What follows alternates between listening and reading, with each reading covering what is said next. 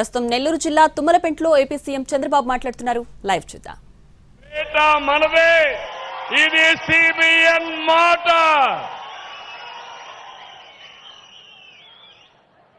జిల్లాకు జువ్వెల దెన్నెలో అత్యాధునికమైన shipping harbour వచ్చింది.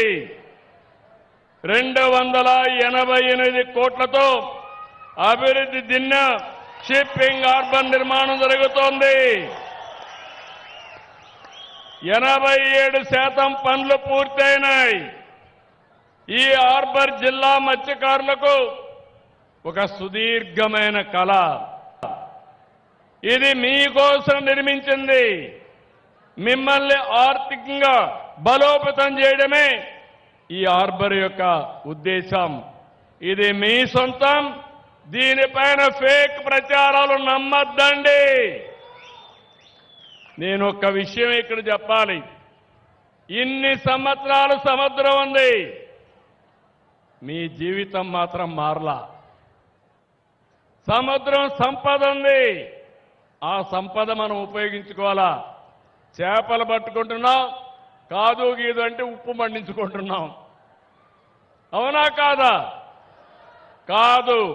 నా ఆలోచన చేపలు పట్టుకుంటాం, అదే సమయంలో కొత్త కొత్త టెక్నాలజీలు, సీవీడ్ కల్చర్ ఉంది, గేమ్ చేంజర్.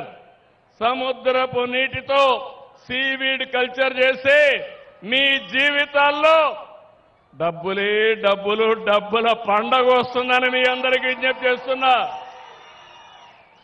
ఉపాధి హామీ వస్తుంది. మా ఆడబిడ్డలు డాక్రా సంఘాలకు హామీ ఇస్తున్నా.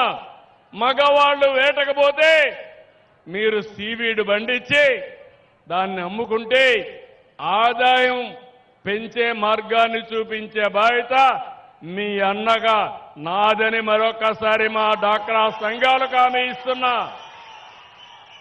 రెండోది, సముద్రం మన అదృష్టం. 1000 కిలోమీటర్లు ఉండడం మన వరం. ఇక్కడ గాని సక్రమంగా ఉపయోగించుకుంటే ఇక్కడ పనిచేసే మత్స్యకారుల పిల్లలు జీవితాలు బంగారు భవిష్యత్తు అవుతాయి. ఎందుకంటున్నానంటే ఈ మాట మీరు గుర్తుపెట్టుకోవాల్సిన అవసరం ఉంది. నాగరికత ప్రారంభించింది నీళ్లు ఎక్కడుంటే అక్కడ. ఆ రోజు కృష్ణా జిల్లా ఉంది, విజయవాడ పైకొచ్చింది, ఇక్కడ సోమశిల వచ్చింది, నెల్లూరు జిల్లా పైకొచ్చింది, గోదావరి వచ్చింది, రాజమండ్రి గోదావరి జిల్లాలు పైకొచ్చాయి. ఇప్పుడు నేను ఆలోచించేది ఈ సముద్ర తీరాన్నంతా ఉపయోగించుకుని మా మత్స్యకారుల జీవితాల్లో వెలుగు నింపే బాధ్యత నేను తీసుకుంటానని మీ అందరికీ హామీ ఇస్తున్నా. సముద్రం లేకపోయే చొరవ, సాహసం. రెండోది, మీకుండే మెలకువలు. నన్ను సముద్రం లేకపోతే పోలేను. నువ్వు సముద్రంలో పోతే ఏ అల వచ్చినా, ఎంత స్పీడ్గా వచ్చినా దాన్ని సమర్థవంతంగా ఎట్లా ఎదుర్కోవాలో నీ పుట్టుకతో వచ్చిన విద్య, నీ పెద్దలు నేర్పించిన విద్య.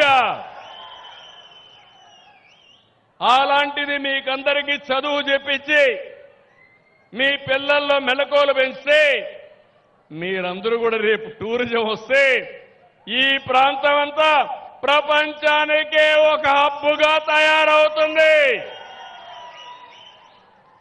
మా మత్స్యకారులకు ఉపాధి వస్తుంది. ఒక పక్క చేపలు పెంచుకుంటూనే నేను ఇంకొక కూడా నిర్ణయం చేశాను. ఈ యొక్క చేపలు మంచి ఆహారం. మళ్ళీ మళ్ళీ చెప్తున్నా, ప్రపంచమంతా ఎందుకు కొంటున్నారంటే ఇప్పుడు ఎక్కువగా కార్బోహైడ్రేట్స్ తింటున్నాం. బియ్యం అంటే కార్బోహైడ్రేట్, అది తింటే షుగర్ వస్తుంది. షుగర్ వస్తే గేట్వే ఫర్ ఆల్ డిసీజెస్, అన్ని రోగాలకు గేట్వే.